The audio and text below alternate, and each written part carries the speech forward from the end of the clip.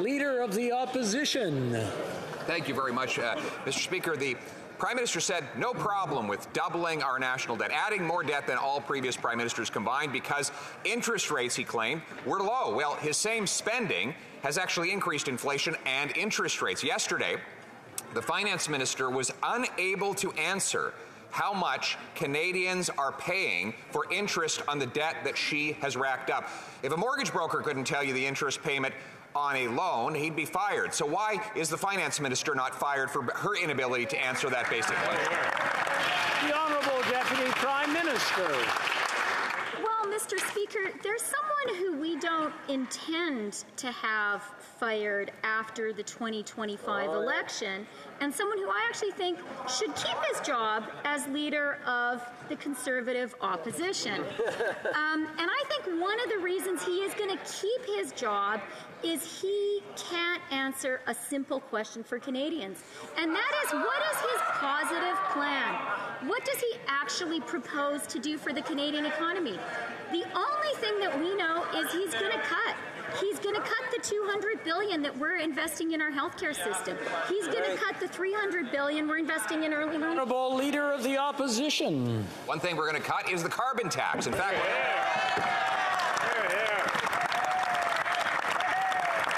now speaking of that tax, we know that the Prime Minister plans to raise it up to 41 cents a litre, or $1,500 net after rebates per family.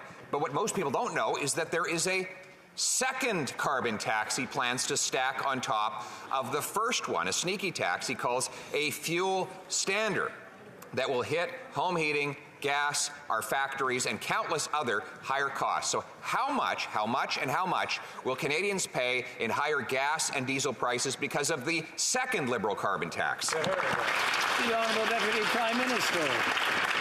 Mr. Speaker, I am glad to hear the Conservative leader actually talking about climate, because the reality is the biggest challenge our planet faces and the biggest challenge our economy faces is building a clean economy. That is where the jobs are. That is where the jobs will be. We've invested $120 billion in our green industrial plan. It is creating jobs today.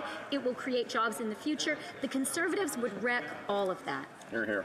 The Honourable Leader of the Opposition. No, the question was about carbon tax 2. We already know about carbon tax 1. The Prime Minister has put in place a 14-cent a litre tax that will rise to 41 cents a litre. This raises gas, heat, and grocery bills. But now they're sneaking in a second carbon tax called the fuel standard. It has no rebate whatsoever, but will apply in every province and territory across the country. So if she's so proud of her second tax, why won't she tell us exactly how much it will cost in higher diesel, gas, and household costs per family? The Honourable Deputy Prime Minister. Mr. Speaker, the Conservative leader obviously doesn't understand that what every industrial economy needs is a plan to build the clean economy of the future. But I'll tell you who does understand that. An electrician called Jeff, who I met in Mississauga in March. And I was there to talk with him about the investments we were going to make in electrifying the Canadian economy. He knows that that means for him jobs. He told me I have the skills to pay the bills, and thanks to our plan, those skills will be put to work, and Jeffs across the country will pay their bills. Honourable Leader of the Opposition. What she wants is for Jeff to pay her bills with a higher carbon tax. Jeff will have to pay more tax on his vehicle, more tax on his home heating, more tax on the food that the farmers and truckers bring to him, who are taxed by this scheme the Liberals are putting forward. So I've already said the first carbon tax is 41 cents a litre and $1,500 net per family. Now the Liberals promise a second tax. So I'll ask again, how much will carbon tax 2 add in extra diesel, gas, and household costs per family? The Honourable Deputy Prime Minister.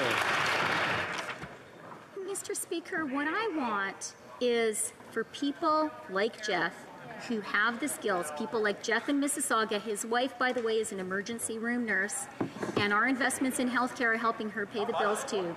But I want people like them to be able to pay their bills today and tomorrow and 10 years from now. And that means investing in a green industrial plan. Mr. Speaker, our focus is relentlessly on Canadians and jobs, and we've added 900,000 more jobs than we had before the pandemic.